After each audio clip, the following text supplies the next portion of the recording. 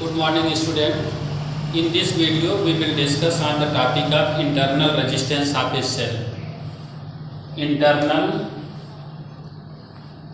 resistance of a cell. Internal resistance of a cell. तो इस video में हम लोग डिस्कस कर रहे हैं internal resistance of a cell. The resistance offered by the electrolytic inside a cell in the flow of current is called internal resistance of a cell.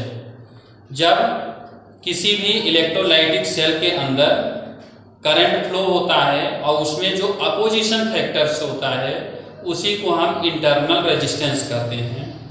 Internal resistance depend करता है distance between the electrode के distance पर depend करता है. यदि मान लीजिए कि दोनों इलेक्ट्रोड के बीच में डिस्टेंस इंक्रीज करते हैं आप, उस केस में इंटरनल रेजिस्टेंस भी क्या होगा, इंक्रीज हो जाएगा. Second number, area of the electrode पर डिपेंड करता है. एरिया ऑफ इलेक्ट्रोड पर डिपेंड करता है. Third number, concentration of electrolyte.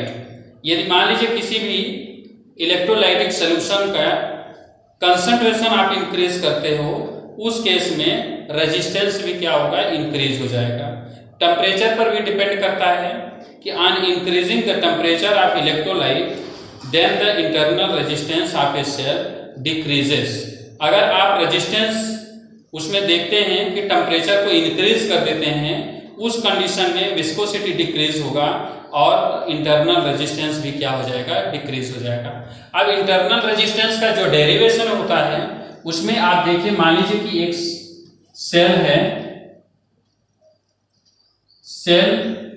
Cell के साथ एक की लगा दिया आपने और इसको ज्वाइन कर दिया एक्सटर्नल रेजिस्टेंस के थ्रू. आर एक्सटर्नल रेजिस्टेंस हो गया, EMF of cell E capital E, and internal resistance कितना है, स्मॉल आर. करंट फ्लो होता है आई की. आप फिर से देखिए इस सर्किट में कि इंटरनल रेजिस्टेंस कितना है सेल का, small R. Small R internal resistance है. उस केस में करंट कितना फ्लो होता है, तो by ohm's law I will be equal होता है V upon R. Equation number first, if internal resistance of a cell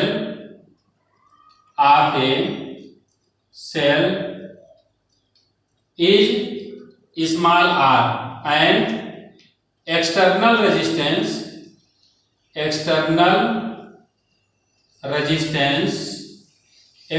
resistance कितना है, capital R. Therefore total resistance हो जाएगा इसका, total resistance will be equal capital R plus small R. And EMF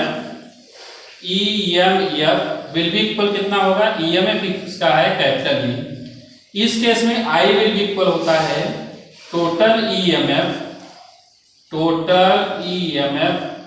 upon total resistance will be equal क्या हो जाएगा, capital E upon small are plus capital R. Equation number second. From first and second का compare कर दीजिए. First and second दोनों equation में देखिए left hand side equal है तो राइट हैंड साइड भी इक्वल होगा. उस केस में V upon R will be equal हो जाएगा capital E upon small are plus capital are. Cross multiply कर दीजिए. क्रॉस मल्टीप्लाई करेंगे तो आपका आ जाएगा V small are plus capital R will be equal E r, या V r plus V capital R will be equal E r. यहां से आप देखेंगे V small r will be equal capital E r minus V r. R common ले लीजिए तो bracket में आ जाएगा E minus V r. Small r will be equal capital R, capital E upon V minus V upon we V cancel, तो small r will be equal capital R E upon V minus 1। तो इस तरह से internal resistance का जो formula होगा, small r will be equal क्या होगा, कैपिटल R ब्रैकेट में capital E upon V minus 1। तो हम लोगों का जो टॉपिक है वो टॉपिक है कि internal resistance of a cell. तो किसी भी सेल के अंदर, जैसा मैंने कहा कि मान लीजिए कि एक सेल है, सेल ले लेते हैं, यहाँ पर एक सेल है, इसमें 2 इलेक्ट्रोड होंगे प्लस एंड माइनस। अंदर क्या होगा, इलेक्ट्रोलाइटिक सॉल्यूशन होगा, इलेक्ट्रोलाइटिक सॉल्यूशन। तो जब आयन मूव करते हैं एक इलेक्ट्रोड से दूसरे इलेक्ट्रोड की ओर, तो ये आयन जब मूव करते हैं एक इलेक्ट्रोड से दूसरे इलेक्ट्रोड की ओर, तो उस कंडीशन में भी आपस में क्या करते हैं, कोलाइड करते हैं। और जब कोलाइड करते हैं तो वहां से रेजिस्टेंस डेवलप होता है, उसी को हम यहाँ पर कहते हैं इंटरनल रेजिस्टेंस।